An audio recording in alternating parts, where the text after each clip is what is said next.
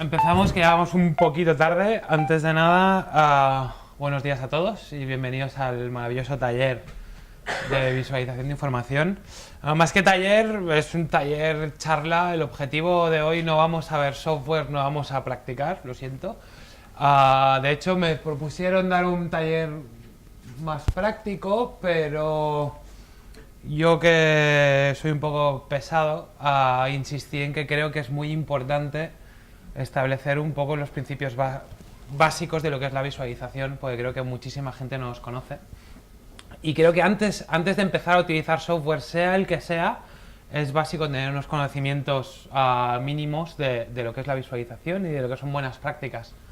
Entonces, la charla de hoy, que va a durar pues esta horita y media más o menos, la idea es daros una introducción a cosas, intentaros daros consejos prácticos de cómo se pueden visualizar estos datos y sobre todo ver ejemplos de buenas prácticas y malas prácticas. Entonces, primero presentarme yo. ¿Quién soy y por qué estoy aquí? Pues yo soy Víctor Pascual y soy doctor en Informática y Comunicación Digital por la Universidad Pompeu Fabra de aquí de Barcelona, donde cursé mis estudios de Ingeniería Informática. Así que yo sí soy tequi, y muy tequi si queréis. Entonces, yo codirigí junto con Juan Carlos Dusteller lo que fue el primer posgrado en visualización de información aquí en Barcelona, donde además de que Juan Carlos y yo dábamos la base troncal, teníamos distintos profesores que venían, como por ejemplo Yuri Engelhardt, que tenemos el placer de tenerlo aquí. Y actualmente soy consultor en análisis de datos y visualización de datos aquí y allí. Y bueno, también muy breve presentaros el por qué también, no solo estoy aquí porque tengo este background que es interesante para los talleres, sino que yo principalmente, que soy techie, que vengo del mundo de los números y de la tecnología, recientemente en los últimos años estoy teniendo un interés cada vez mayor en ver la otra parte de la moneda, ¿no? El entender gente como vosotros. O sea, creo que vosotros necesitáis... Ya está, gracias. Vale, tengo cargadores por todas partes. Gracias. Creo que todos nos necesitamos, ¿no? La gente que viene del mundo de letras necesita de la gente que domina del mundo de la tecnología, pero la gente del mundo de la tecnología, que generalmente igual vamos un poco sobrados, de nosotros sabemos programar y lo podemos hacer todo, necesitamos los conocimientos que tenéis vosotros para aprender a contar historias y para saber qué cosas tienen valor y qué cosas no tienen valor y para saber interpretar esas visualizaciones y esos datos que están ahí. Entonces, bueno, sin meteros ya más rollo, vamos a pasar a primero qué es la visualización de información. La visualización de información, visualización en este caso, tiene muchísimas definiciones. Entonces yo aquí os voy a dar algunas, pero me gustaría que nos olvidemos de etiquetas y de esto es infografía, esto es visualización de datos, esto es... Yo os quiero dar 3 o 4 conceptos que lo que quiero es que los interioricéis y los entendáis, luego los apliquéis y les deis el nombre que a vosotros os dé la gana. Para empezar, la definición estándar de visualización, a mí me gusta mucho esta de Collingwood, que es la representación gráfica de datos o conceptos, que son o bien un artefacto externo, que básicamente es para lo que estamos aquí, pero no nos olvidemos que una visualización es aquello que nosotros también construimos nosotros en nuestra mente. Yo me estoy visualizando de vacaciones, desde hace ya unas cuantas semanas, por ejemplo, ¿no? Pues, de algún modo, lo que tenemos que aprender es a hacer eso a nivel físico, ¿de acuerdo? A generar representaciones que nos ayuden a nosotros a imaginarnos cosas. Dentro de la visualización, mi persona como Víctor Pascual divide las cosas de 2 maneras distintas. Luego hay otra gente que lo hace de otra manera y habrá libros que lo hacen de otra manera. Yo os cuento lo que a mí me gusta, lo que yo creo que es interesante bajo mi experiencia. Una cosa son las infografías, ¿de acuerdo? ¿Qué son las infografías? Ya todos conocéis lo que son las infografías. Esta definición del diccionario de Oxford muy sencilla: la representación visual de información o datos. ¿De acuerdo? Esto es una infografía, ¿vale? Sé que no os estoy contando nada de nuevo, todos sabéis lo que es una infografía, pero para mí lo relevante de una infografía es esto que hay aquí abajo, ¿no? Las infografías son visualizaciones estáticas, para mí. Hay quien va a decir que existe la infografía dinámica o infografía interactiva. Yo me quedo con que para mí infografía, le doy el nombre de infografía, pero básicamente, digamos, son visualizaciones estáticas, así que dejémoslo ahí, ¿no? ¿Para qué sirven? Pues sirven para comunicar datos, sirven para detectar patrones y outliers. Outliers sería la palabra en inglés para hablar de valores atípicos. A mí me gusta más estas palabras en inglés que son un poco más concisas, ¿no? Y como todos vosotros sabéis, las infografías se pueden utilizar en formatos físicos como el periódico, las revistas, como se ha venido haciendo toda la vida, ¿no? Entonces aquí, por ejemplo, la presentación queda un poco cortada, pero bueno. Aquí, por ejemplo, lo que tenemos es una infografía de la evolución del tifón que arrasó las Filipinas hace ya medio año, tristemente. Entonces esto nos comunica una serie de datos, una serie de información. Y ya está, ese es el mensaje que nos da. Aparte de esto tenemos la visualización de información. Y os pongo el título de visualización de información porque es el título que a nivel académico, cuando yo he ido a conferencias por el mundo, se ha utilizado visualización de información. Me gusta a mí esta definición, ¿no? Para mí es un poco anacrónica ya porque esto de the use of computer supported, hoy en día todo es computer supported. Y ya no es computer como tal, sino es mobile supported, es tablet supported. Pero lo que me interesa a mí es contar que la visualización de datos, de información, son visualizaciones, representaciones visuales interactivas de datos abstractos. ¿Qué son datos abstractos? Son datos que no tienen una forma de por sí, son números que están ahí, que no es hablar del cuerpo humano, no es hablar de geografía como tal, que ya tenemos una forma definida, son cosas a las que nosotros las podemos moldear como queramos. Pero lo más importante es que es para amplificar la cognición, es decir, para ayudarnos a pensar, para ayudarnos a entender. Entonces, esto de aquí sería una visualización interactiva. Si queremos, he hablado de infografía y he hablado de visualización de información, pero podríamos hablar de visualizaciones estáticas y visualizaciones interactivas, si queréis, para generalizar un poco más, o para distinguir estos dos mundos, que es el mensaje que os quiero mandar aquí ahora, ¿no? Entonces, las visualizaciones interactivas, ¿qué permiten? Permiten también comunicar datos, permiten también detectar patrones y outliers, valores atípicos, como las visualizaciones estáticas o las infografías, pero lo que incorporan es que permiten explorar datos y nos permiten explorar la información y por lo tanto analizarla en profundidad. Por ejemplo, este vídeo que os he puesto aquí, normalmente abro la web y lo exploro así en tiempo real, pero he puesto el vídeo hoy para luego no tener problemas con la conexión, etcétera. Este gráfico a mí me gusta mucho, es del New York Times, que como todos sabéis es un referente en este mundillo.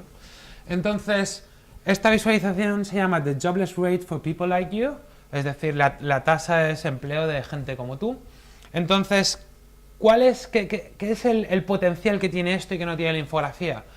Pues el potencial que tiene es que estamos viendo un gráfico de toda la vida, es un gráfico de líneas, una evolución temporal de la tasa de aturre en Estados Unidos, con la ventaja de que el propio usuario puede utilizar este menú que hay aquí arriba para ir a buscar su perfil. Yo soy hombre entre 25 y 44 años y tengo estudios superiores. A ver cómo está mi tasa de aturre. O mi colega Juan, ahora mismo él no ha acabado los estudios y tiene 23 años. ¿Cuál es su tasa de desempleo?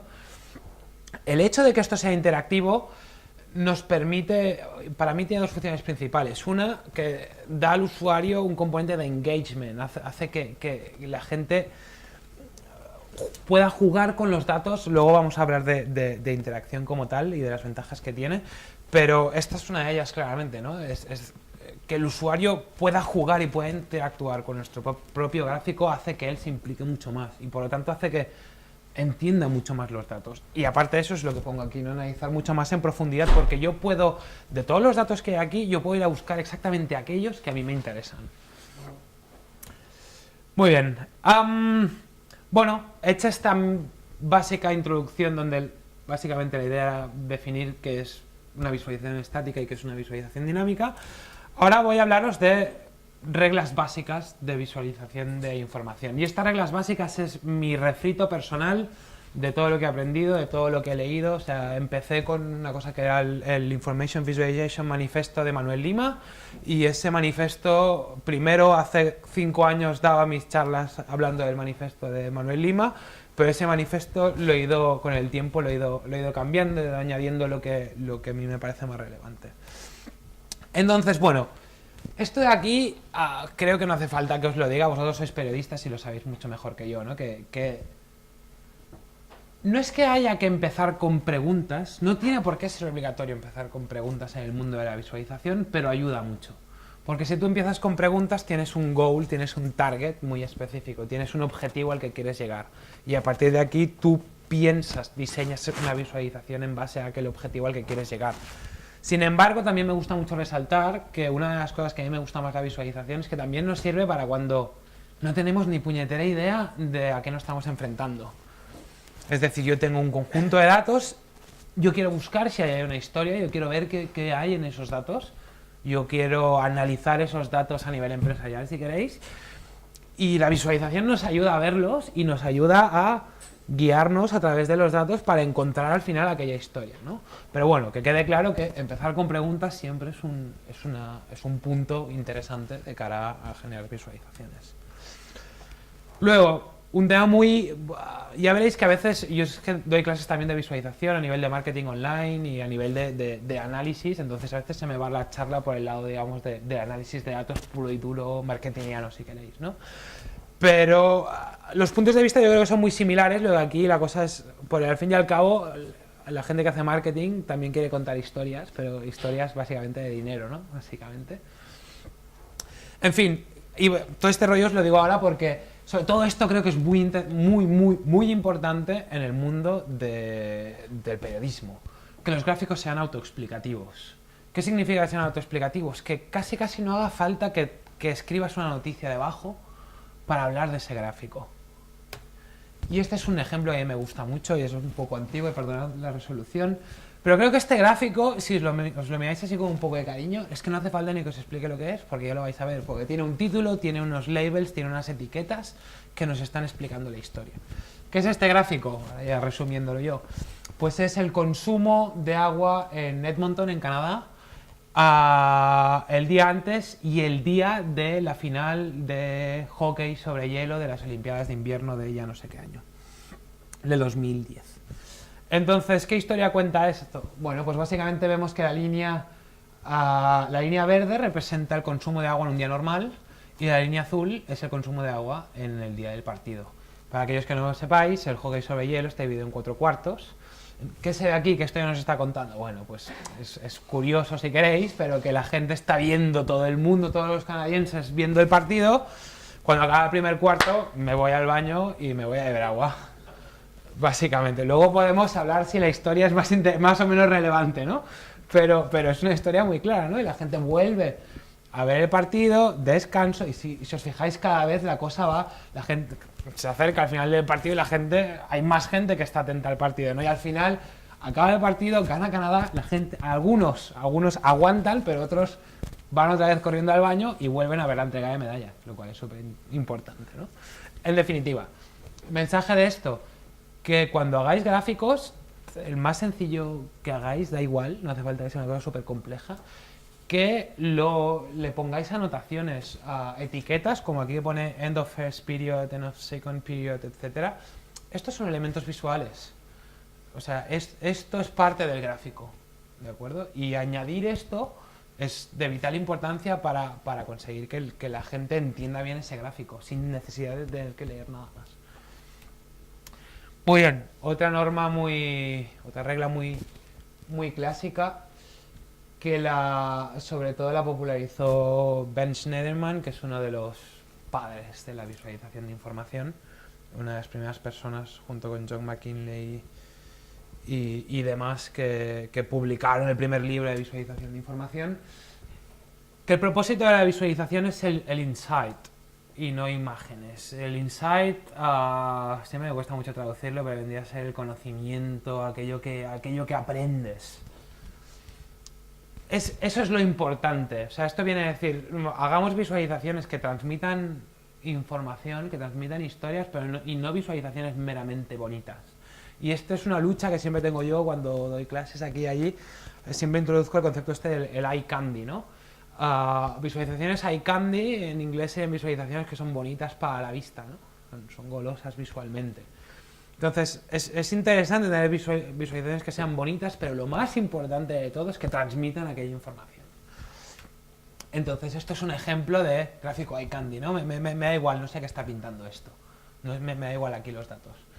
Pero esto no es una buena visualización. ¿Por qué? Porque tenemos dos tipos de gráficos distintos mezclados dentro de unos ejes. Además, los ejes están como muy separados, con lo que cuesta de saber. Este 60 aplica aquí, pero aquí. Tenemos el gráfico de áreas que hay delante, está tapando a las barras que hay detrás. Luego, esto está en 3D. Me gustaría mandaros el mensaje de nunca utilicéis 3D. Por lo menos en gráficos sencillos. Y en gráficos complejos, tampoco. Pero bueno, ya si queréis hacer cosas... Perdón, dime. Salvo que seas administración, tú utilizas siempre 3D.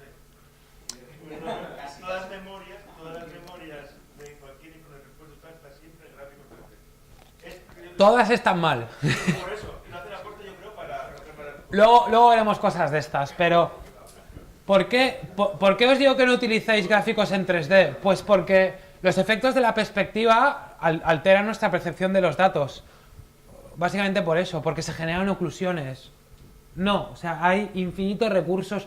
El 3D para temas inmersivos, para temas de 3D real, para temas que te pongas unas gafas, para temas, si queréis, ya explorativos que vaya mucho más allá del mero entre comillas, de contar una historia, si queréis, para otro tipo de experiencias, si queréis. Pero para mostrar datos de este estilo, no es bueno el 3D. Posiblemente hay excepciones, pensamos que, digamos, Barcelona, podemos ver algo por arriba.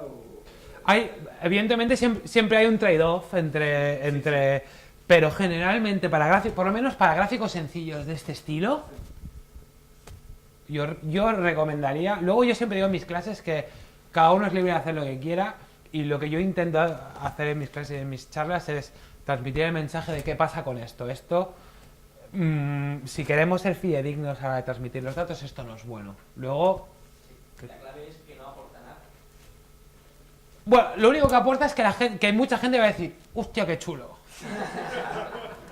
Pero hay veces que eso es importante, también, pero también se puede conseguir el efecto hostia, qué chulo con cosas un poco más decentes, ¿vale?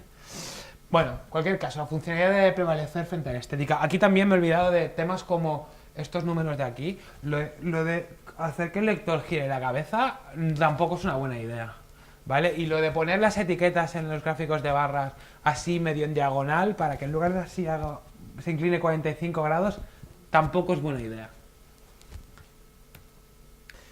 Este es otro ejemplo, ¿no?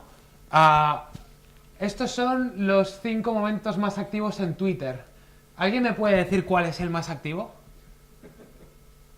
Y más complejo todavía, ¿cuál es el tercer más activo?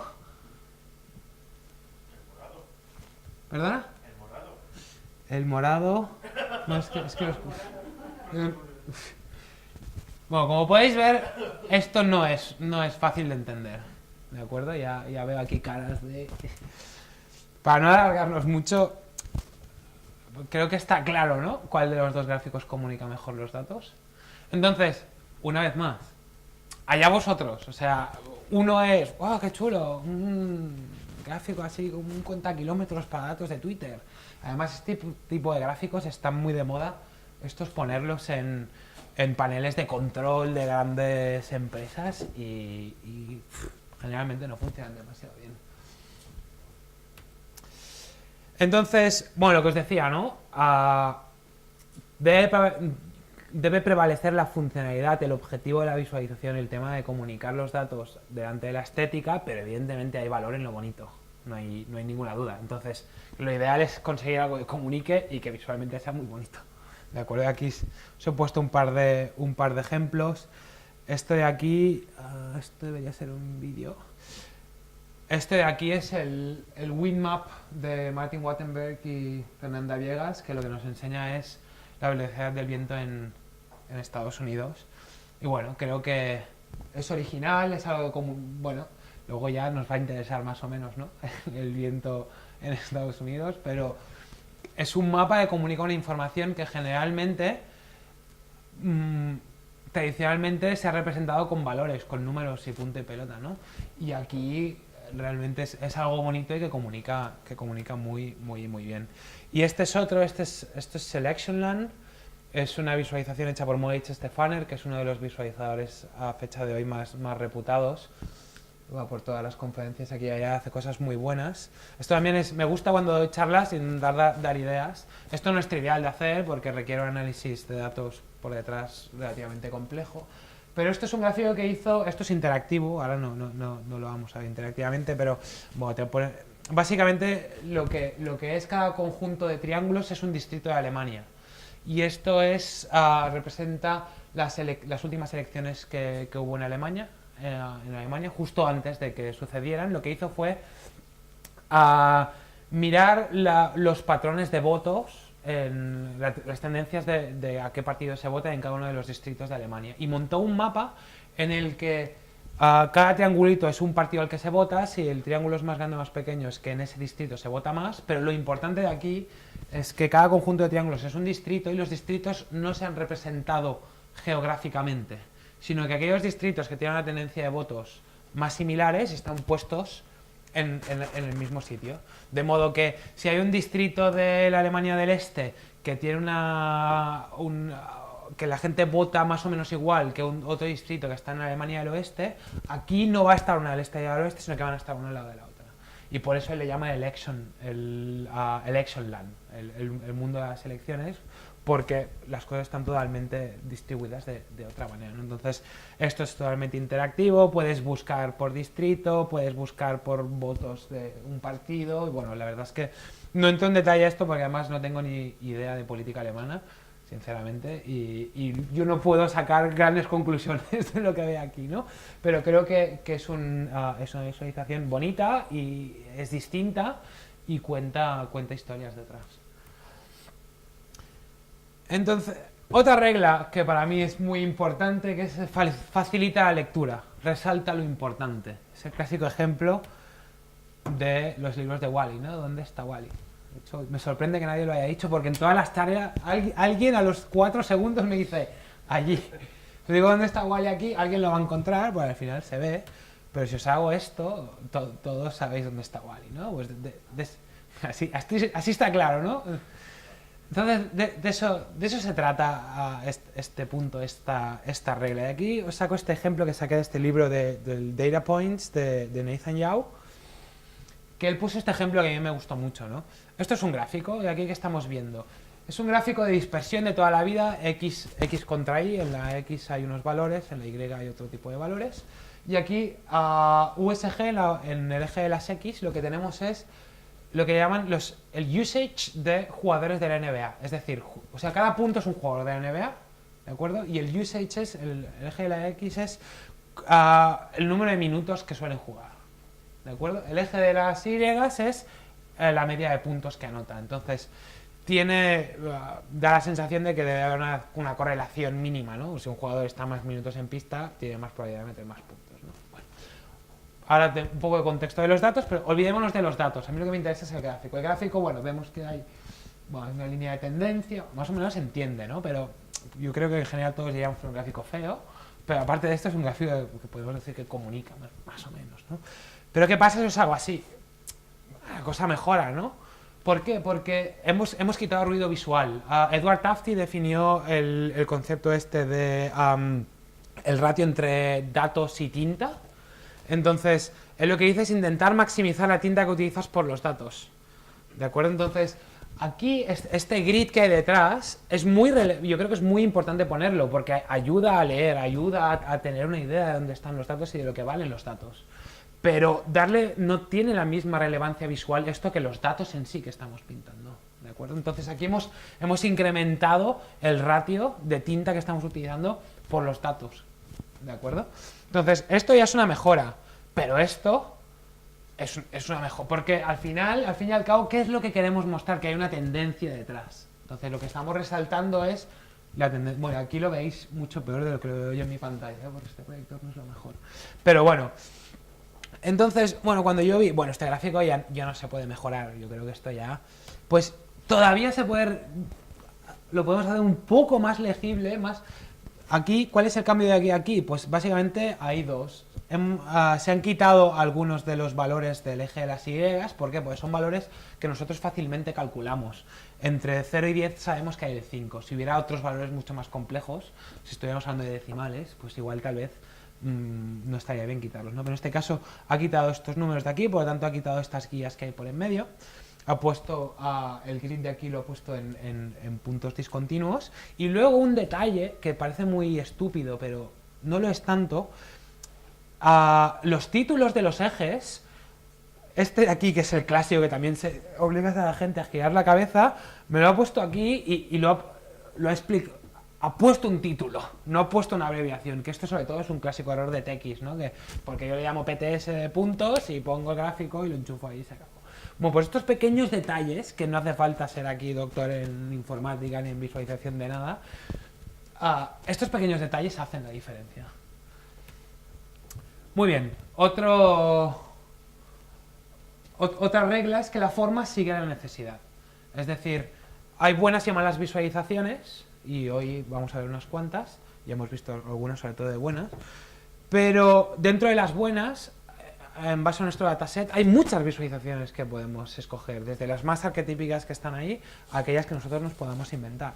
Entonces, en función del mensaje que queramos mandar, va a ser más adecuado utilizar una u otra, y es un poco la metáfora esta de las sillas, ¿no? No es lo mismo una silla de un avión que la silla en la que estoy ahora, que la silla que utilizo yo para trabajar, etcétera, etcétera.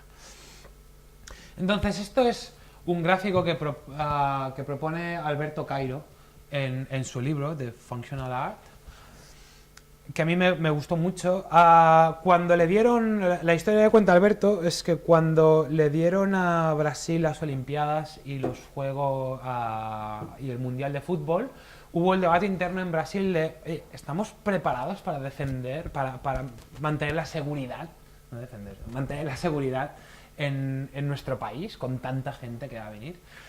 Y eso es lo que el debate que había. Y el periódico, creo que era el periódico Globo, lo que dijeron, bueno, vamos a hacer un pequeño análisis, vamos a compararnos con el resto de países que hay en Sudamérica.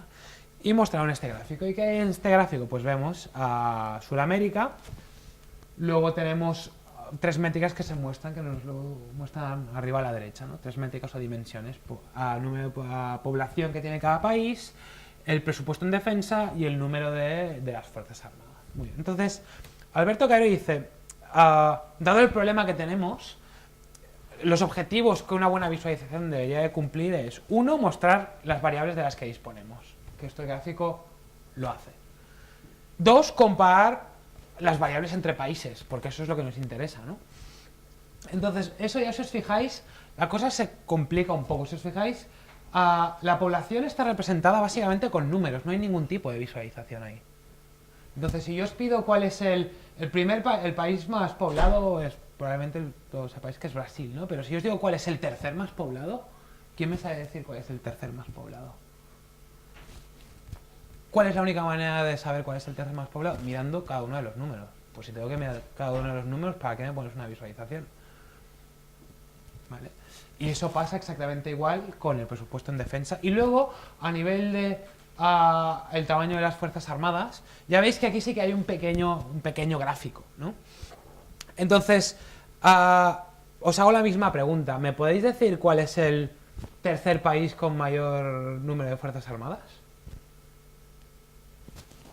Y ya hay un gráfico, ya hay una codificación gráfica y no hay nadie que todavía lo haya conseguido descifrar. Ahora lo comprobaremos. Entonces, la visualización debería también permitir, Alberto decía que también sería interesante que la visualización permita ordenar los países, poder decir, este es el tercero, este es el segundo, Brasil, ¿dónde está?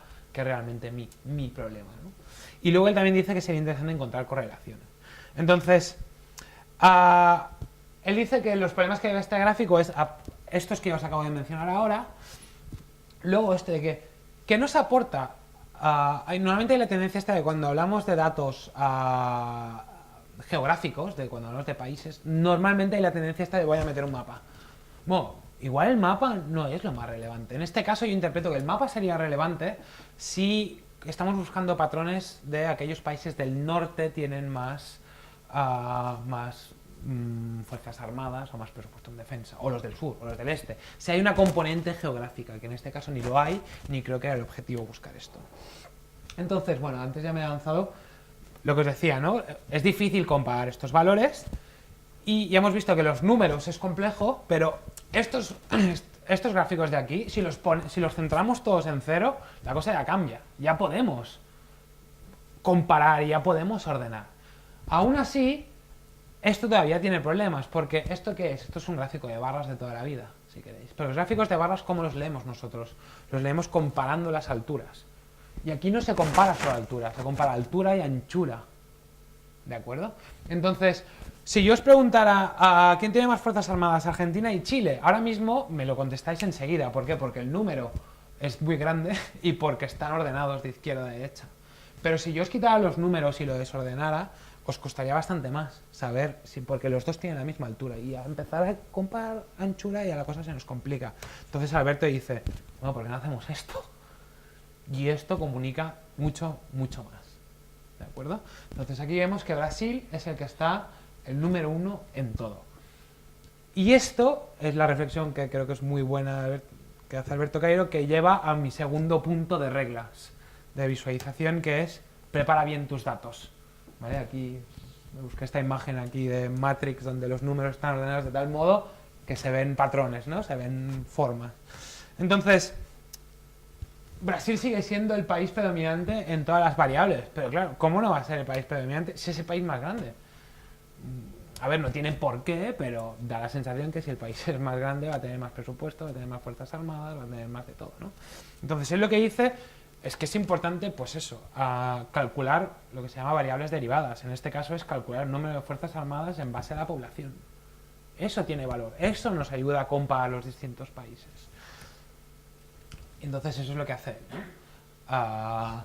Calcula los datos en base a la población y nos resalta dónde está Brasil, y ahora sí que podemos tomar tenemos una información, podemos tener conclusiones mucho más informadas, ¿no? Pues mira, oye, Brasil está en Fuerzas Armadas de penúltimo, en presupuesto es el tercero, y luego él acaba calculando otra métrica que es el presupuesto, bueno, lo que acaban cobrando los soldados, de algún modo, ¿no? Bueno, pues esto de aquí tiene mucho más valor que no lo que hemos visto hasta ahora. Esto nos ayuda a entender mucho más el problema. Entonces él lo que acaba proponiendo es toda esta infografía, ¿no? En el que lo muestra todo. O sea, primero dice, oye, primero vemos que Brasil es el número 1 en todo, porque eso es interesante explicárselo al lector final.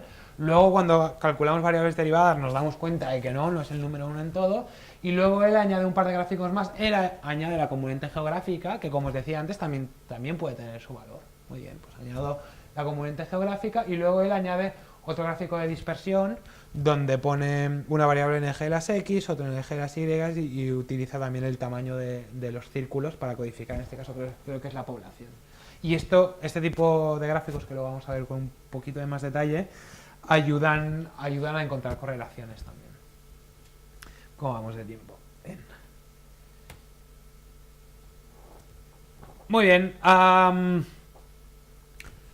Bueno, aquí yo también he venido aquí un poco a hablar de mi libro y os he traído una visualización hecha por mí para que veáis que no solo utiliza las visualizaciones de los demás, sino que también trae algo que ha hecho él. Entonces, he puesto aquí esta visualización donde también tuve que hacer un poco de tratamiento de los datos y prepararlos un poco. Os explico la historia así muy, muy rápida. Voy a ver si esto me carga rápido para que lo veáis. Si no, con la imagen. Que ya me temía que la conexión no sé. Ah, mira. Muy bien. Bueno, aquí en mi blog, a ver si carga esto. En mi blog tengo explicada toda la historia. Vamos a ver si esto carga. Es una historia, sí que es un poco absurda, ¿no? Pero yo soy un gran consumidor de series, me gustan mucho las series y hace unos meses terminó esta serie de Breaking Bad. Breaking Bad tuvo un gran hype, gustó muchísimo, la mejor serie de la historia, bla, bla, bla, y yo empecé a verla y no me gustaba. Entonces yo hablaba con mis amigos y me decían, aguanta viendo esta serie que realmente es buena y cada vez va más, cada vez va más, cada vez va más. Entonces, leyendo un post por ahí, en otro blog, me dieron la idea de, bueno, pues voy a descargarme yo que soy programador y que puedo hacer cosas así un poco más raras, voy a descargarme los ratings, las valoraciones que ha hecho la gente de la serie de Breaking Bad en imdb.com, Internet Movie Database, que no sé si lo conocéis, pero es una web donde la gente, bueno, hay reviews de películas y de series, etcétera, etcétera. Entonces pensé, espérate, en lugar de descargarme solo Breaking Bad, me voy a descargar los datos de todas las series que a mí me gustan. Hice un listado sin ningún tipo de criterio más que las series que a mí me gustan, y lo que hice fue descargarme el rating de la gente. Entonces, ¿por qué os cuento esto aquí, aparte de enseñaros que también hago visualizaciones de vez en cuando? Pues para explicaros que el tema es que las series que yo veo, generalmente, bueno, pues son series que mucha gente ve, por lo que la gente en general les da un ranking bastante alto. Hice la media de todos los capítulos de todas las series que descargué y la media estaba en un 8,2. Con lo que, ¿cómo puedo distinguir dentro de, si la media de votos es en 8,2, cómo puedo distinguir yo a partir de, en este rango de aquí, cuáles son los capítulos buenos y cuáles son los malos? Pues lo que hice fue calcular la desviación estándar y calcular este valor que se llama el Z-score. Básicamente es una especie de normalización de los datos, de modo que todos aquellos capítulos, esta visualización, para los que no la hayáis visto ya a simple vista, lo que tenemos es series en filas, pero luego tenemos, cada fila en concreto es una temporada de la serie y cada columna es un capítulo, ¿de acuerdo? Y el color del cuadrado, o sea, cada cuadrado viene a ser un capítulo, el color es más rojo si se ha rankeado peor, peores por debajo de 8,2, no es que sea valoración negativa, ¿eh? Y cuanto más verde es, pues más se acerca pues al 10, ¿no? Entonces, ¿qué se ve a simple vista? Bueno, yo creo que esto al final acaba contando una historia interesante. Bueno, para mí era interesante, ¿no? Por ejemplo, que Breaking Bad, que era mi objetivo, si os fijáis, cada vez la cosa va más a verde y el final de todo va a súper verde, ¿vale? O me constató cosas como que el final de Dexter era una porquería, bajo mi criterio, y por lo visto bajo mucha gente más que rankeó en Internet Movie Database. Si os fijáis, Dexter en general está más o menos verde, pero la última temporada la cosa va cada vez de mal en peor, lo cual para mí... Ahí estamos. Luego, también cuando enseño esto, me gusta mandar el mensaje de que hay que ser consciente también de quién vota en IMDb. Entonces, también cuando si escribís noticias, si hacéis gráficos, si lo publicáis y tal, no todo el mundo vota en IMDb. Y probablemente el perfil de gente que está en IMDb, bueno, también será muy variopinto, pero hay puntos en común. O sea, cuando saquéis cosas de redes sociales, muy al tanto, al loro que decía aquel, de la muestra que tenemos de los datos. ¿De acuerdo? Bueno, no sé si esto habrá cargado, pero bueno, básicamente... No, esto no ha cargado, ya me lo temía yo. Esta visualización estaba hecha en Tableau y, bueno, era interactiva y te ponías por encima de cada cuadrado y te daba el capítulo, el voto, cuánta gente había votado, etcétera, etcétera. En cualquier caso, creo que... Además, luego la otra conclusión que yo escribí en mi blog es que si os fijáis, los que hayáis visto estas series, Big Bang Theory y How I Met Your Mother son las dos series que tengo aquí que son más de tipo cómico. Y si os fijáis, además de que son mucho más grandes porque tienen muchos más capítulos, tienen un color más rojizo en general. Y da la sensación como que la gente da mayor puntuación a aquellas series que son un poco más dramáticas, ¿no? Bueno, esa es mi interpretación de los datos. ¿Más dramáticas o más populares? Bueno, no tengo claro que Big Bang Theory y How I Met Your Mother sean menos populares que las demás. De hecho, lo podíamos ver en el universo de datos que tengo yo, lo podíamos ver porque tengo el número de votos que tiene cada uno de los capítulos. Y de hecho creo que estas dos son de las que tienen más votos. Precisamente porque hay más capítulos y son como más sencillas, creo yo, de ver. Pero bueno, luego ya entra el valor periodístico, ¿no? Que eso es lo que a mí me falta más. Pero todos los datos están en base al 8,2, ¿no? Eso es. Entonces, Big Bang Theory, yo creo que la votará un espectro de gente más grande. Ahí estamos. Que la desviación sobre... Ahí estamos. Luego podríamos llevar el análisis todavía más. De hecho, lo tengo escrito. Y yo fui un poco más en mi análisis. Fui a buscar sobre todo este resultado de ver que Breaking Bad era tan verde y aquí el último de Dexter era rojo. Me pregunté, si el capítulo es más bueno, ¿vota más gente? ¿Hay algún tipo de correlación? Y de hecho ahora no os lo puedo enseñar porque el dichoso internet funciona como funciona. Pero hice luego una visualización de votos, rating de la gente contra el número de gente que vota, y efectivamente se ve que había una correlación, excepto en el último capítulo de Dexter, que mucha gente lo votó y lo votaron muy mal. O sea, hay una correlación, pero en definitiva, sigamos. También es la excepción que confirma la regla. Ahí estamos. También hay outliers. También hay outliers, que para eso está la visualización, para detectar el patrón, que ahí se ve, ahora no os puedo enseñar el gráfico, de pena, pero se ve, la diagonal está muy clara, pero que ese es el patrón, y luego están los outliers, y se ve pues Dexter, o el final, o los capítulos finales de Breaking Bad también son outliers porque están muy bien rankeados. Sigamos. Estamos hablando de reglas, y aquí siempre la nota un poco más filósofo-cultural de Confucio, que dijo esta frase que para mí me parece muy, muy interesante, ¿no? De que si yo escucho y me olvido, yo veo y recuerdo, y yo hago y entiendo. Y para mí creo que es el principio fundamental de las visualizaciones interactivas. Entonces, aquí me gusta siempre enseñar esta visualización. A ver, espero que ahora internet no me traicione. ¿Cuántos conocéis este gráfico? ¿Lo habéis visto todos? Es bastante conocido. Este gráfico a mí me parece brillante. ¿Qué es esto? Es how different groups spend their day, cómo diferentes tipos, grupos de población, a qué dedican el día, ¿no? Entonces aquí tenemos everyone, hombres, mujeres, los que trabajan, los desempleados, etcétera, etcétera. Y luego lo que tenemos aquí es un gráfico donde nos muestra el porcentaje de, o sea, por ejemplo, esto empieza a las 5 de la mañana, o esto es las 4 de la mañana. Entonces, ¿qué vemos aquí? Pues lo que vemos es que el 92% de la población americana, o esto es del Times, datos americanos, 92% de la población está durmiendo a las 4 de la madrugada, ¿vale? Luego hay un 2% que está haciendo personal care, signifique lo que signifique a las 4 de la mañana, ¿vale?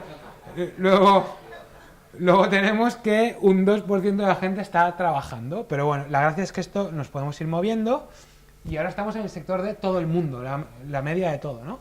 Entonces, aquí vemos que un 33% de la gente está trabajando, y hay, ahora estos son las 9:40 de la mañana, hay un 6% de la gente que está viendo la tele o viendo películas, ¿vale? Entonces, luego nos podemos ir, vamos a ver lo clásico que hace todo el mundo, ¿no? Hombres y mujeres, ¿qué pasa con el trabajo? ¿Qué pasa con...? Bueno, pues esto es trabajo. Y bueno, la controversia es lo clásico, ¿no? El trabajo y el household activities. Entonces aquí tenemos hombres, mujeres, pues vemos que según este gráfico, pues parece que hay más hombres que están trabajando y más mujeres que están haciendo. Ahí yo no me voy a meter en el debate, ni mucho menos, ¿eh? Pero bueno, es lo clásico. Ayer di una clase mostrando esto y lo primero, vamos a ver. Luego, evidentemente, tenemos también, evidentemente, los desempleados. Bueno, aquí dice que los desempleados hay un 1% que está trabajando. Igual tienen acceso a temas así un poco en negro, que es curioso, pero bueno. Empleados, desempleados. Bueno. Entonces, este gráfico me parece muy bueno porque cuenta una historia, permite lo que os decía, ¿no? Que yo me implique con el gráfico y vaya a buscar lo que a mí me interesa. Sin embargo, yo que soy un tío muy crítico, y luego lo vais a ver, este gráfico tiene un problema, que es que si yo os pido... ¿Me podéis decir así a simple vista, estos son las 6 de la mañana, esto de aquí son las 10:30, si hay más gente trabajando o menos entre las 6 de la mañana y las 10:30? Es complejo, nos es difícil comparar, porque básicamente no tenemos los valores centrados en cero, con lo que no podemos comparar alturas. Es lo que nos pasaba antes con el gráfico que hemos visto, en el que las columnas estaban, lo de las Fuerzas Armadas, uno estaba aquí, el otro estaba allí, no están todos centrados, con lo que la comparación es mucho más compleja, ¿no? Entonces, estos problemas de visualización se pueden solucionar interactivamente, y como no, la gente del Times aquí lo ha solucionado. ¿Cómo lo ha solucionado? Pues yo clico en ese valor y se me centra en el cero. Ahora ya está, ya no hay problema, ya puedo comparar lo que me dé la gana. Ya puedo ver exactamente las diferencias. Si veis este valle que hay aquí, este pico, que es el mediodía, que la gente se va a comer, aquí también se ve, que es este de aquí. Aquí también se ve, pero no es tan evidente, ¿de acuerdo? En cualquier caso, el mensaje que os mando aquí, que esta visualización, que por sí yo creo que es muy buena, también tiene problemas. Siempre hay trade-offs, que me gustan, estas palabras inglesas me gustan mucho, pero van muy al detalle, ¿no? El trade-off hay que balancear exactamente, que aquí se pierde legibilidad a nivel de comparación, pero a nivel interactivo lo están solucionando, y aquí en este caso muy bien.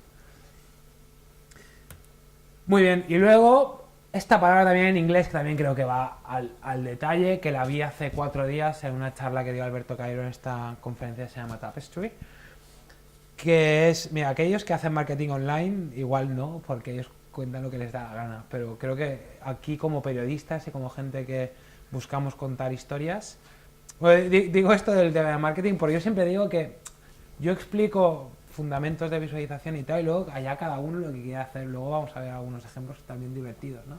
Luego allá cada uno, el que quiera mentir, el que quiera manipular, el que quiera contar una historia que no es, o el que quiera contar lo que es.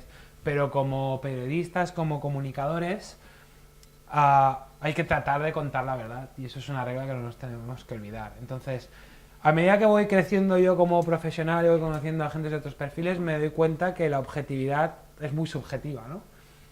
No hay una verdad absoluta. Es algo que antes yo, cuando era más pequeño, sí que me pensaba que había una verdad. Siempre me pensaba que mi padre era el primero de la carretera y no era jamás, ¿no?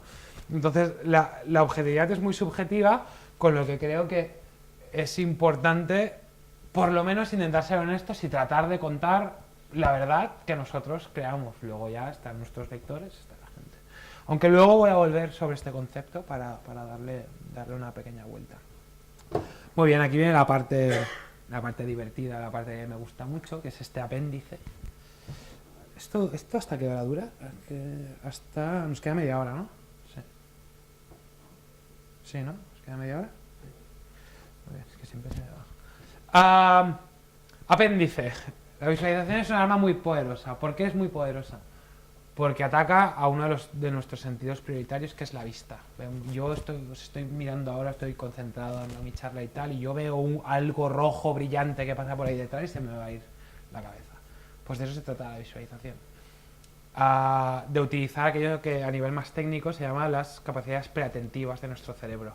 Aquellas cosas que nos ayudan que hacen saltar a nuestro cerebro y nos llevan el foco de la vista allí y nos hace interpretar cosas, ¿no? Entonces, no manipular o manipular, haced lo que queráis, pero yo recomendaría no manipular, ¿no? Pero vamos a ver algunos ejemplos. Escher fue uno de los primeros que hizo estas visualizaciones, donde juega claramente con nuestros sentidos de la percepción, ¿no? Y aquí, pues, bueno, supongo que todos conocéis a Escher, pero ves esto y dices, bueno, una casa, un palacio, unas escaleras, queda todo muy claro, pero unas escaleras que suben y ves aquí el señor este con la escalera al lado, y aquí ya nos perdemos, ¿no? Entonces, bueno, os voy a mostrar algunos ejemplos. Vamos a empezar con este de aquí. Este es el periódico El Mundo, donde tiene un gráfico así bastante relevante. No voy a hablar de política aquí, no estoy para hablar de política, pues estoy aquí para hablar de gráficos. Entonces, yo que soy un tío curioso, vi este gráfico y dije, le veo algo raro. Zoom. Le sigo viendo algo que no me cuadra. Más zoom. ¿Qué estamos viendo aquí? Estamos viendo un gráfico donde muestra los parados en el mes de enero 2008 versus 2009. Entonces, ¿qué vemos? Dos barras, que dices, bueno, para comparar valores, dos valores, no sé si me hacen falta un gráfico de barras, pero bueno, venga, vamos a utilizar barras. Vemos que en la barra de la izquierda hay 2,2 millones de parados.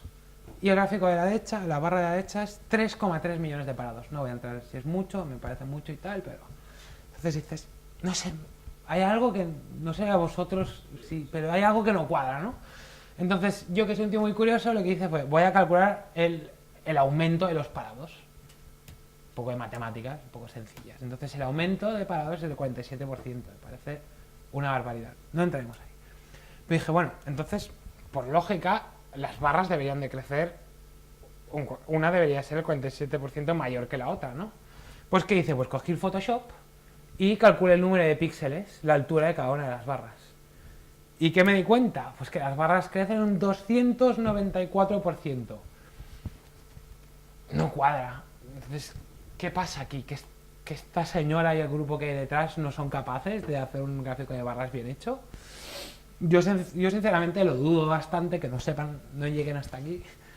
Entonces, investigué un poco qué hicieron. ¿Es que lo han hecho mal? ¿Han puesto los números mal en Excel? Yo cogí mi Excel de turno y puse los dos numeritos, ya está.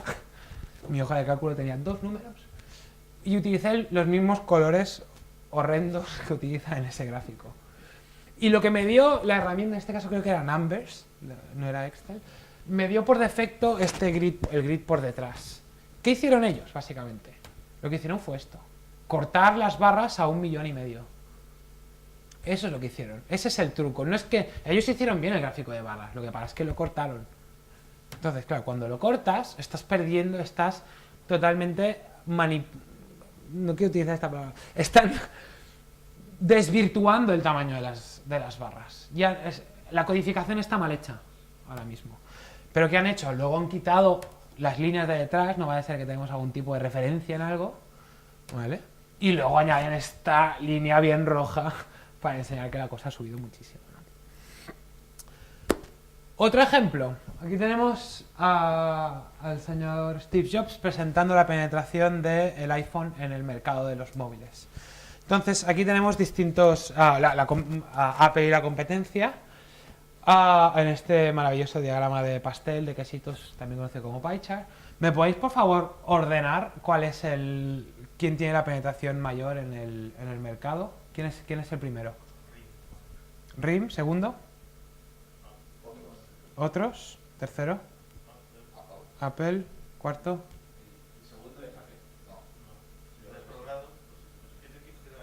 Segundo es Apple. Bueno, nos quedamos ahí. Ya vemos que ahí hay... Bueno. Si ponemos números, ¿qué vemos? Oh, sorpresa, Apple no es el segundo. Apple es el... Pero casi. Apple es el tercero. ¿Qué ha pasado aquí? Aquí ha pasado dos cosas. Una que es la principal. Uno, que tenemos aquí un maravilloso gráfico de toda la vida en 3D. ¿Vale? No mucho, pero hay 3D. Es suficiente 3D como para desvirtuarnos un poco. ¿Por qué? ¿Qué están consiguiendo con este 3D? Porque no nos ponen el de 21,2 no nos lo ponen abajo. Que nos ponen abajo y en verde, color súper maravilloso, es Apple. Luego también alguien puede decir, bueno, es que es otros, bueno, ahí también, eso también es cierto, pero... ¿Pueden agrupar en otros un grupo tan grande? Eso es lo que estoy diciendo, que eso también es debatible. En cualquier caso, aquí está claro que lo que quieren es mostrar que Apple está ahí. Luego, un alumno que tuve un día en un máster me dijo, pero es que además, si os fijáis, ¿dónde está Apple en la leyenda? Sí, iba a decir eso. En la segunda posición. Entonces, son pequeños detalles que... Y el del 21 parece más 25 casi. Bueno, todo esto son pequeños detalles que, digamos que nos conducen a interpretar los datos de una manera adecuada o de la manera que les interesa, ¿no? Entonces yo encontré este gráfico en la revista Wired, donde corrigieron la perspectiva del gráfico. Y este es el corregido a la derecha y el no corregido a la izquierda. Entonces aquí a la derecha ya no se desvirtúa tanto. Muy bien, y es que esta gente me prepara las charlas sin que haga nada. ¿Sabéis, la mayoría de vosotros sabéis que habéis notado en vuestros bolsillos que la electricidad subió a primeros de enero, creo que fue? Entonces, esta gente de este partido político hizo este tweet con este gráfico, gráfica de la evolución del precio de la luz. Cabe decir que no tengo claro si hicieron ellos el gráfico o si lo hizo otro y ellos lo tuitearon. Ahí queda dicho también. Entonces, insisto, soy un tío curioso, zumbo el gráfico. Entonces, vosotros lo veis mucho, el gráfico no tiene mucha calidad, pero bueno, lo veis un poco peor que yo, pero creo que lo llegáis a ver, ¿no? Aquí tenemos las barras del aumento de la luz desde el 2006 al 2011 del anterior partido político que estaba en el gobierno y a partir del 2012 este otro partido político. ¿Veis algo raro en este gráfico? La luz ha bajado. Los anchos también, ¿no? Los anchos han cambiado. La luz ha bajado, gran sorpresa, porque a mí no me la han bajado, no sé si a vosotros, pero a mí no. A mí no. Bueno, pues aquí vemos 2006, 2007, 2008, 2012, enero, abril, julio, agosto, octubre. What the fuck. Han cambiado la escala. De golpe han pasado a hablar. Perdonadme, soy muy ignorante en estos temas. Yo dije, además, estos meses, ¿qué correlación tienen? Enero, abril, julio. Por lo visto es tema de subasta de la luz y historias de estas que yo la verdad es que no me meto, no tengo ni idea. Pero bueno, este gráfico no cuadra. Además, un alumno también me dijo... ¿Dónde estaba? Creo que esto es menos... Esto es el 5%, pero aquí no lo veis bien. Esto de aquí es 5% y esto de aquí es menos 0.5. ¿Vale? Entonces... ¿vale? No hace falta decir nada más que decía aquel. ¿Vale? Porque, o sea, el mensaje que os quiero mandar es que la gente no va a ver si esto es menos 0.5 y esto es 5%. La gente compara barras. Y ya está. Y este es el mensaje que le queda al 95% de la gente que además ve esto y lo ve muy bien. Yo lo he visto... Hostia, que alguien dirá, qué raro que esto baja, pero a mí me cobran más. Pero bueno, ¿vale? Pero cuidado, ¿vale? Muy bien, no nos queda mucho tiempo, 20 minutillos, poco más, igual los tiramos.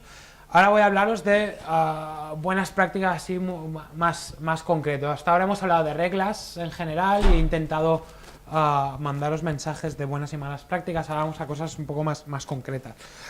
Vamos a empezar hablando de cómo se representan datos temporales. Evidentemente no voy a cubrir todo el espectro, ni mucho menos, ni el tipo de datos que hay, ni os voy a mostrar todas las visualizaciones, llamémosle estándar, si es que existen gráficos estándar, pero no voy a entrar en profundidad a todo, pero bueno, daros, sin más no, las cosas que creo que son más útiles y relevantes. ¿Cómo podemos mostrar datos temporales? Pues una manera de mostrar datos temporales es utilizando barras. Es una manera. Bueno, básicamente normalmente es barras o líneas. Entonces, ¿cuándo utilizamos barras o líneas? Bueno, depende, ¿no? Todo depende. En este caso, me gusta decir a mí que cuando tenemos datos discretos, es decir, ahora no me voy a meter en la definición matemática de que son datos discretos y que son datos continuos, yo me metería, os diría, si no tenéis muchos valores, ¿vale? Podéis utilizar barras tranquilamente. Si tenéis muchísimos valores, de modo que las barras van a ser muy finas, no tiene sentido, va a quedar mucho más claro poner una línea, ¿de acuerdo? Eso podría ser una norma, pero bueno, un poco de sentido común. En este caso, estoy utilizando un ejemplo que está en el libro de Visualize This, de Nathan Yao, que para aquellos que os queréis convertir en practitioners de visualización de datos, para aquellos que queráis empezar a hacer visualizaciones, es un buen libro práctico para empezar, porque explica desde cómo hacer algún gráfico en Illustrator, que es lo más básico a nivel de que yo pinto y coloreo a mi gusto, hasta enseña temas básicos de R, enseña algo con Excel, enseña distintas herramientas. Entonces, os recomiendo bastante este libro. Entonces, bueno, este es el gráfico del concurso de Cafres que le llamo yo, que es un concurso de gente que come hot dogs. Entonces, la barra representa, pues creo que es el ganador. Cuántos hot dogs se comió, vemos que hay gente cada vez es más cafre, cada vez come más hot dogs. Y la barra en verde, la barra está en verde si hay un nuevo récord mundial. ¿Vale? No tiene más misterio. Yo creo que es más interesante la reflexión que hay en este slide, que es que, ya os digo, aquí la idea es mandaros también buenas prácticas de gráficos de toda la vida, porque esto lo hemos visto todos toda la vida. ¿Qué tenemos aquí? Tenemos dos gráficos distintos que muestran la misma información, que es los 3 primeros clasificados en este concurso de Cafres. ¿Vale? ¿Cómo podemos representar a los 3 Cafres de cada año? Pues o bien apilando las barras o bien poniendo barras adyacentes, ¿vale? Si os fijáis, además, la codificación de color igual es discutible, pero es más o menos verde. O sea, si os fijáis aquí, he utilizado una paleta de colores ordinal, ¿vale? Yo podría haber puesto el primero en rojo, el segundo en azul, el tercero en verde, pero lo he hecho con distintos tonos de verde porque el primero y el segundo, son datos ordinales, ¿no? Son datos que están ordenados, quién es el primero, quién es el segundo, y estoy utilizando distintas intensidades de verde para representar cada uno de ellos, ¿no? Entonces, ¿me sabíais decir cuáles son los pros y contras de una u otra visualización? ¿Qué aporta apilar los tres valores y qué aporta poner uno al lado del otro? ¿En cuál? Ahí estamos. Eso es. Insisto, no estoy aquí explicando nada que haya descubierto en mi tesis doctoral, ¿eh? Es algo, pero yo creo que vale la pena que seáis conscientes. El gráfico de la izquierda nos ayuda a comparar el número total de hot dogs que se comieron los 3 primeros cafres en cada año, ¿vale? ¿Qué no permite hacer el de la izquierda? Pues no me permite comparar fácilmente los que se comió el segundo, que es el que está en medio, en el 2000, con los que se comió el segundo en el 2003. Porque no tenemos las barras centradas en un eje. ¿De acuerdo? Y eso sí me lo permite hacer el segundo gráfico. Pero el segundo gráfico no me permite comparar cuántos hot dogs, si en general es que había 3 uno muy animal, o sea, el de derecha no me permite ver si en general se han comido muchos o es que ha habido uno que ha comido muchísimos y ya está. ¿De acuerdo? Depende de lo que quieras contarnos, dónde quieras poner el foco, si en la cifra total o en la comparación entre ellos. Entonces, eso es lo que quiero que tengáis en la cabeza, que no es arbitrario, pinto uno o pinto el otro, es ¿qué mensaje quiero mandar? ¿Quiero mandar este? ¿Quiero mandar el otro? Podríamos solucionar con la de la derecha poniendo otra barra múltiple con la suma de los 3 valores. Por ejemplo. Y podríamos ahorrarnos la de la izquierda que tiene esos problemas. Reformándola así permitiríamos comparar todos y comparar partes. Sería una manera. Ahora tendríamos que ver cómo pones esa barra para que no se confunda, que quede claro que es el total. El problema es que la barra del total será muy larga, entonces visualmente disminuiremos los... Es lo que te iba a decir. Como todo, insisto, la idea es, y me gusta que hagáis estas reflexiones, y eso es lo que quiero, es el mensaje global de este tipo de charlas que doy, ¿no? Que tengáis, que penséis que las cosas no se hacen porque sí. ¿De acuerdo? Por ejemplo, esta de aquí a la izquierda, en un trabajo que hicimos donde estuve trabajando yo anteriormente en Bestiario, lo solucionamos de manera interactiva, de modo que cuando tú clicabas en cualquier otro de estos que no es tan fácil de comparar, ese valor caía, ¡pa! Y entonces la barra se volvía a montar. La interacción normalmente ayuda a solucionar problemas que alguna visualización pueda presentar. Entonces, mala práctica en general. Esto se ve muchísimo en periódicos. En lugar de utilizar barras, utilizar círculos.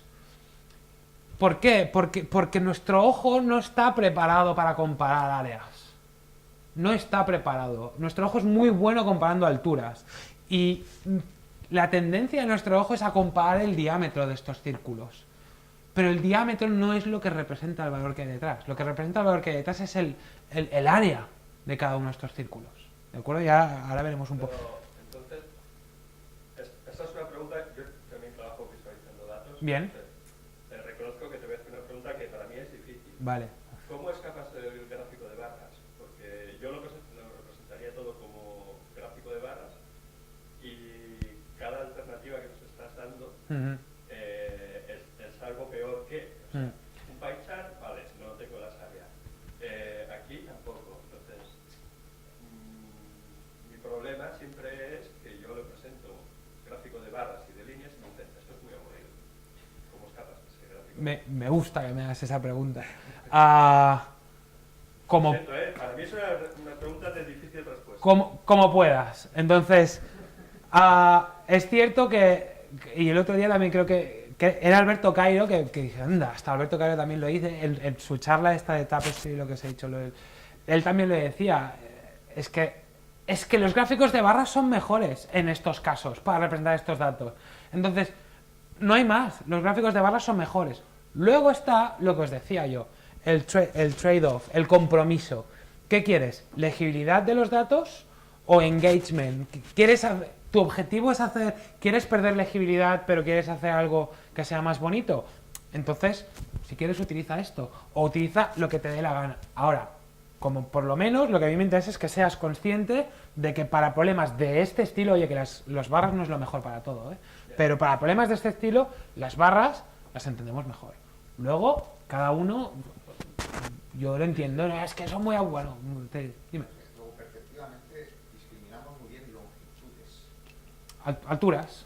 Alturas, en este caso sería el diámetro de la tubería. Ujú. En cambio, no estamos diseñados perceptualmente para comparar áreas. Sí, eso es lo que estaba diciendo, ese es el mensaje de aquí, ¿no? Nosotros comparamos áreas y luego hay visualizaciones como por ejemplo el Trimap, que ahora la veremos también, que codifica datos con áreas y comparar las áreas es complejo. Pero el Trimap aporta otro nivel que nos permite mostrar una jerarquía, nos permite, bueno, hay un trade-off. Entonces, es muy difícil llegar hasta todo, entonces hay que tomar decisiones. Bueno, pues no lo hago más bonito, pierdo legibilidad, pero, bueno, pues si pierdes legibilidad, encárgate de poner etiquetas, títulos, lo que haga falta para que ese gráfico se entienda mejor. ¿Vale? I wish I had an answer. It's a giant problem. It comes back again and again. Clients, students, people don't want to do bar charts. Moritz Stefana dice, if you want to make something better than a bar chart, first make a bar chart.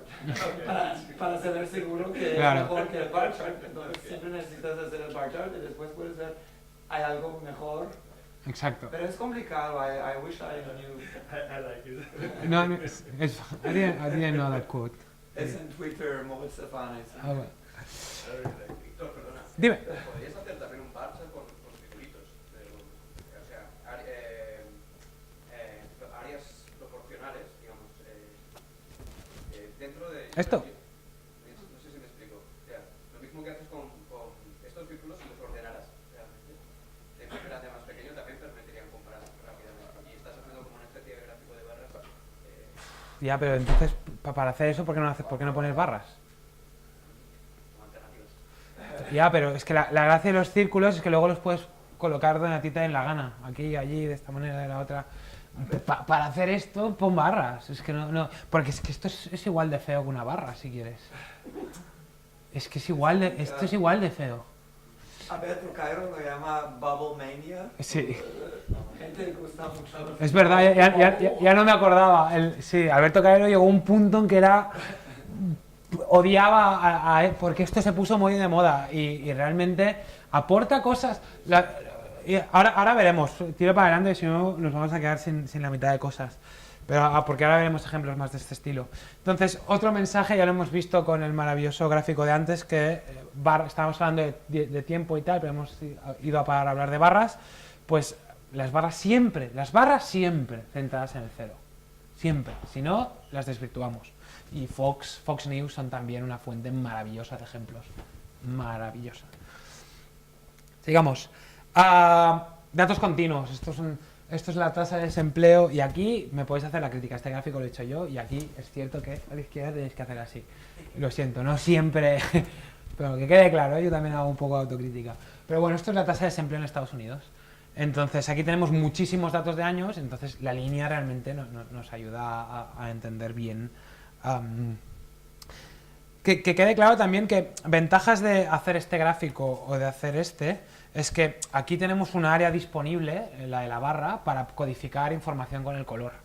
Es también el mensaje a mandar aquí, ¿no? Aquí es más difícil utilizar color, podemos cambiar el color de la línea en según qué trozos, pero el elemento visual tiene muchos píxeles, tiene mucha menos relevancia, ¿de acuerdo? Entonces, insisto, trade-off, luego vosotros decidís.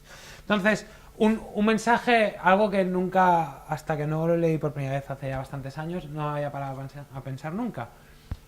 El aspect rate, ya no el tamaño, no es que importe el tamaño, importa el aspect ratio. ¿Qué es el aspect ratio? Es la relación, el ratio entre altura y anchura. Esto es una cosa muy tonta que si queréis es muy evidente, pero que la gente no es muy consciente. Me da igual los datos que hay aquí. Aquí tenemos una tendencia, ¿no? Que va hacia arriba con un bajón a mitad. Vale. Pues aquí tenemos lo mismo. Son los mismos datos, pero en un caso hemos estirado la altura y en el otro caso hemos estirado una anchura y otra altura. Entonces, el de izquierda, ¿qué vemos? Bueno, pues una tendencia para arriba. Bueno, hay un pequeño valle, sin más. Y a la derecha, ¡buah!, la cosa ha subido muchísimo. Entonces,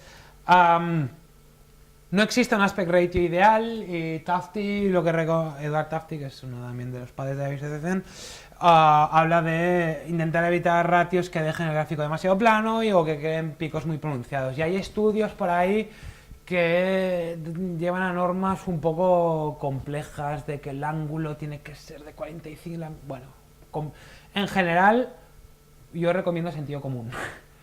Y luego, que si queréis manipular, es una herramienta maravillosa para manipular. ¿Vale? Entonces, sentido común. Que sepáis que esto existe. Porque lo clásico que pasa es, mira, me queda un hueco aquí, voy a enchufarle el gráfico.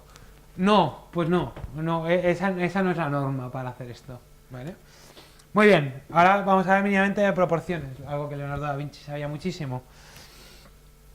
Y también Steve Jobs y sus colegas también sabían mucho. Hablaros, yo reconozco que así como Alberto Cairo era anti-bubbles hace años, yo hace años era anti-pie-charts. Y yo tuiteaba con el hashtag pie-charts are evil.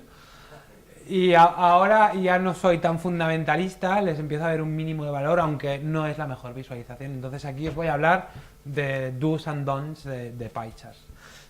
Primero, ¿cómo los leemos?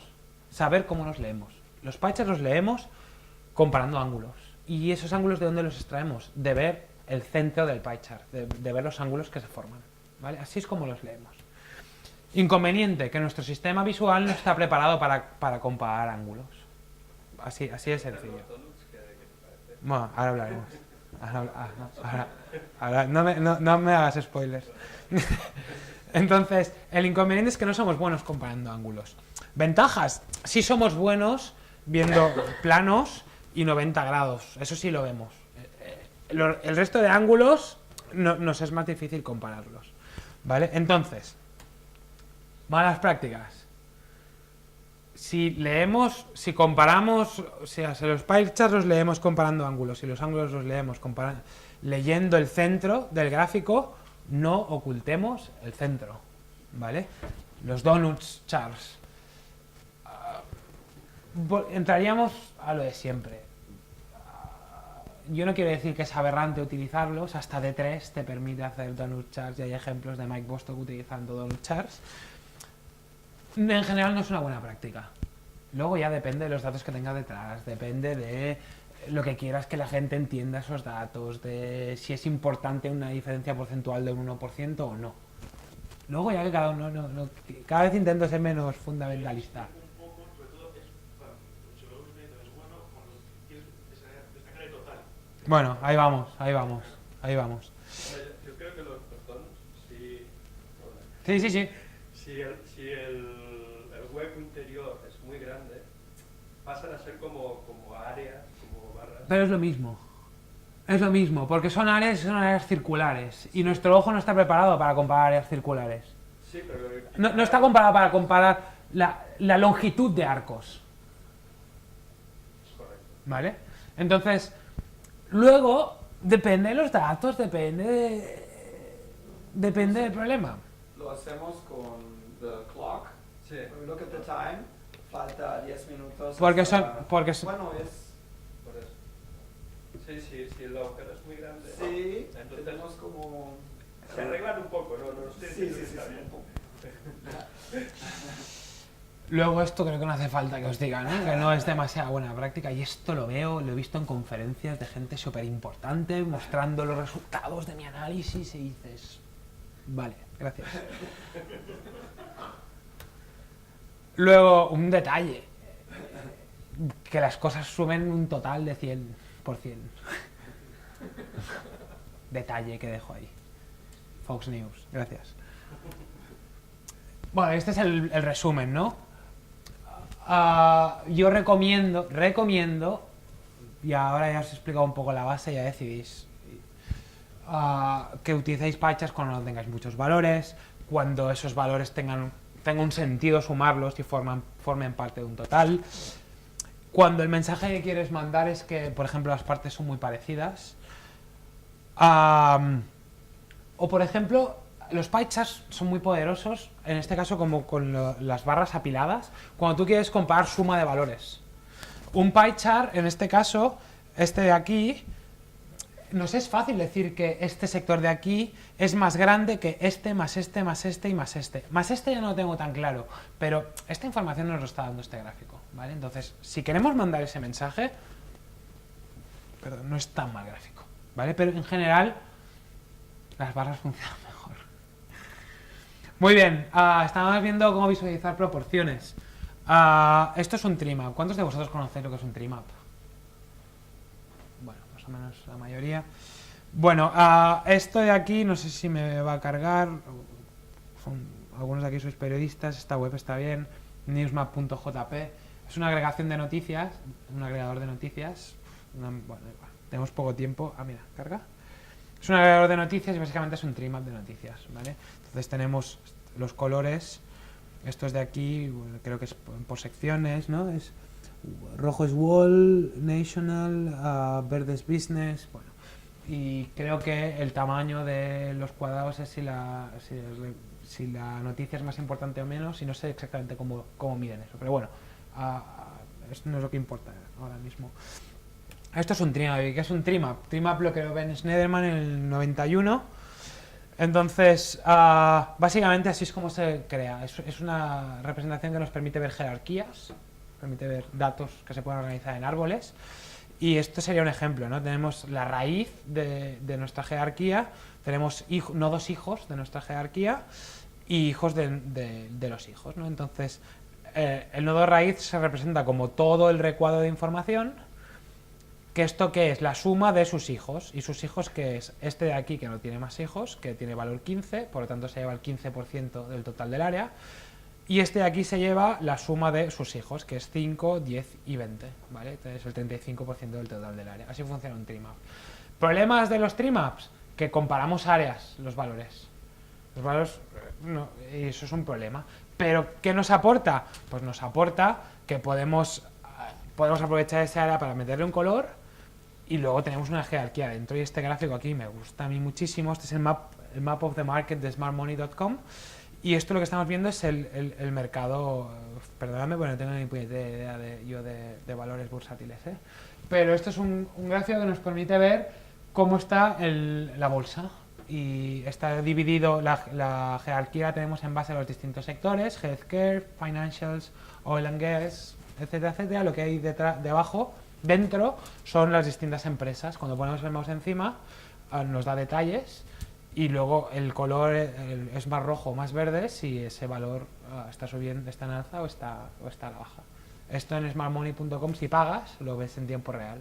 Si no pagas, lo ves con un cierto delay, con lo cual creo que es una muy buena visualización que te da un overview, una visión global de cómo está funcionando el mercado.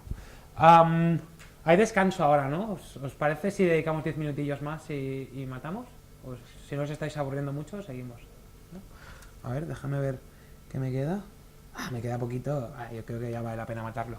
Muy bien, otro problema clásico a la hora de visualizar, que es visualizar datos multidimensionales, que es un problema. Y primero, ¿qué son datos multidimensionales? Entonces, las dimensiones es el número de atributos que tiene nuestro dataset, nuestro conjunto de datos. Dicho de manera más llana y más sencilla todavía, es el número de columnas que tiene nuestra hoja de cálculo. Eso generalmente son nuestras dimensiones. Por ejemplo, nuestra hoja de cálculo puede ser esta, ¿no? Normalmente tenemos en filas nuestros elementos, en este caso son productos, y nuestro producto que puede tener un precio, puede tener un tiempo en el mercado, o sea, puede llevar X meses en el mercado, el número de unidades vendidas, el ROI total, el retorno, etcétera, etcétera. Entonces, ¿cuál es el objetivo de las visualizaciones de datos multidimensionales? Pues encontrar similitudes y diferencias entre cada una de esas dimensiones, ¿no? Entonces, esto no es algo nuevo, que se hagan visualizaciones de datos multidimensionales. Esto es la visualización de Charles Minard sobre la marcha de las tropas de Napoleón en 1812. Entonces, aquí ¿qué se codifica? Se codifica el número de efectivos que tenía la tropa, que es el ancho. Se codifica la dirección, si los que iban para Moscú son los que están en marrón, los que volvían de Moscú con el rabo entre las piernas son los de negro. Abajo tenemos un gráfico que nos indica la temperatura. A medida que aumentaba la temperatura, la gente básicamente iba muriendo. Bueno, Esto es un gráfico de datos multidimensionales. ¿Cuál es otro gráfico archiconocido para representar datos multidimensionales?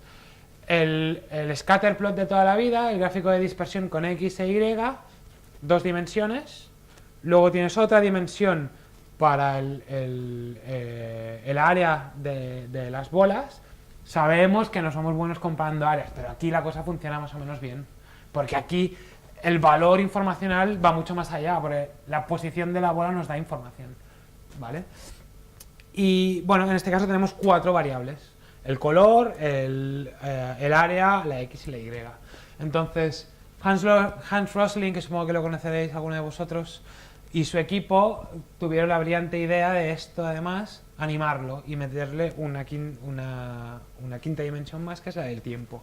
Y con ello hicieron cosas tan bonitas y tan explicativas como esto, que es cada círculo es un país, en el eje de las X tenemos el PIB y en el eje de las Y tenemos la esperanza de vida.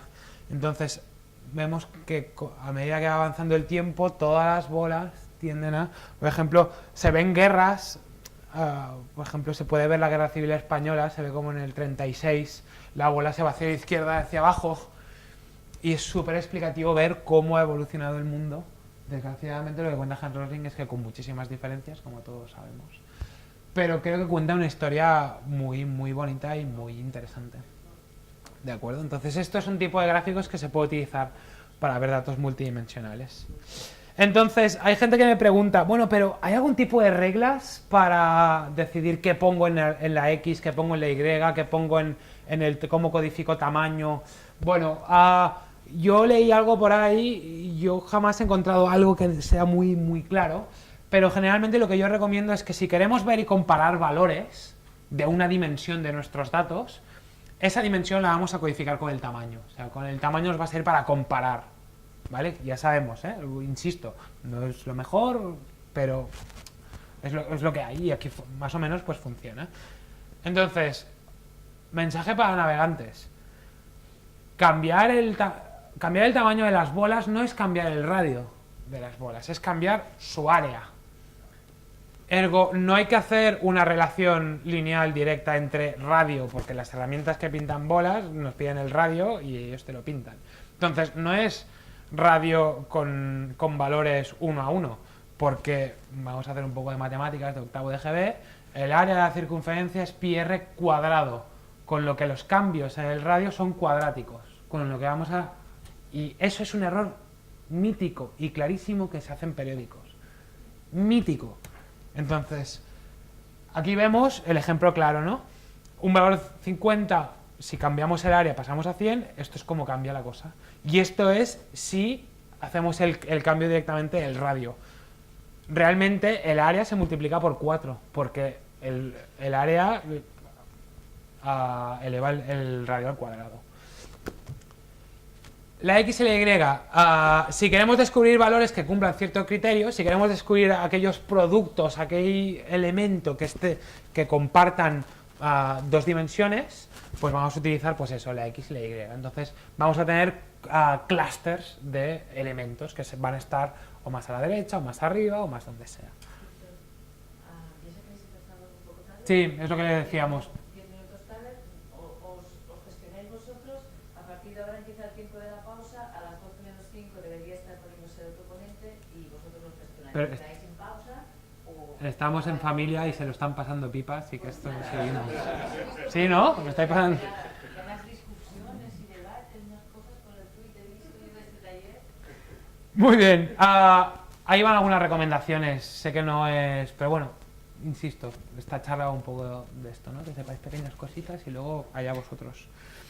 Luego, otra manera de visualizar datos multidimensionales es con el radar o spider chart o el gráfico este, más o menos conocido, que tiene distintos ejes puestos así a nivel radial. Entonces, no es el mejor gráfico del mundo, ya os lo digo ahora, y la cosa se complica, no es de fácil lectura. Entonces, ya habéis visto que he puesto un par de recomendaciones entre 1000 comillas, ¿vale? Que es que aquí he puesto no más de 6-7 dimensiones, creo que lo leí en un libro de Stephen Few, un libro que está muy bien, que se llama Now You See It. Bueno, no más de 6-7 dimensiones, no más de 3-4 elementos a pintar.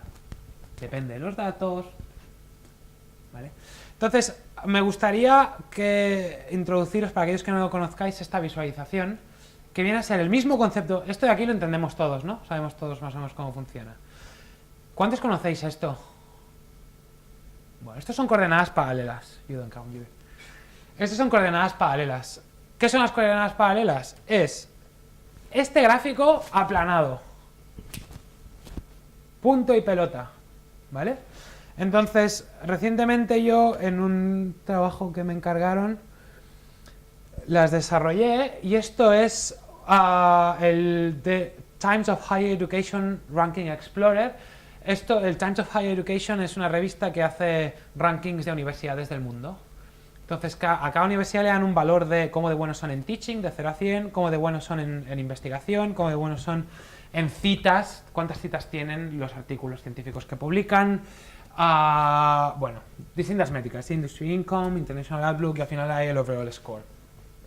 Esta visualización me vais a decir, tío, esto es un cacao maravillado y no se entiende nada, y os voy a dar la razón, ¿vale?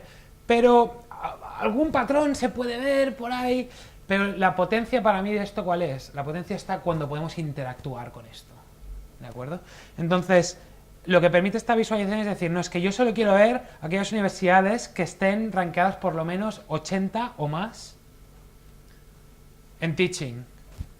Y son estas de aquí, entonces yo me puedo poner encima y veo el nombre de la universidad. Además, esto de aquí, los datos luego se muestran en una tabla para mejor lectura, ¿de acuerdo? Entonces, no, pero es que de estas, yo quiero ver aquellas que al final tengan el score mejor. Mira, son estas y puedo ir modificando, ¿vale? Pues estos son coordenadas paralelas. Y el valor de hacer coordenadas paralelas de manera dinámica es muy grande. Luego, creo que... disculpad.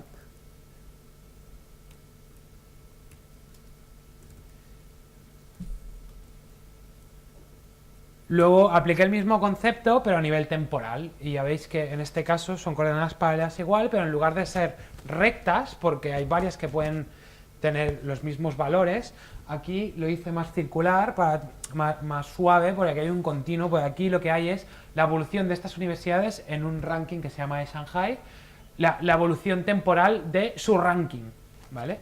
Entonces, ¿qué vemos? Pues vemos, por ejemplo, que Harvard siempre ha sido el número 1, Cambridge empezó en el 5, acabó, ahora mismo está en el 5 también.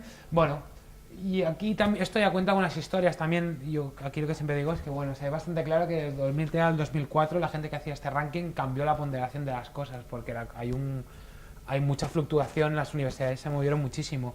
Luego también se ve a simple vista que más o menos el top 20, top 30 está bastante estable.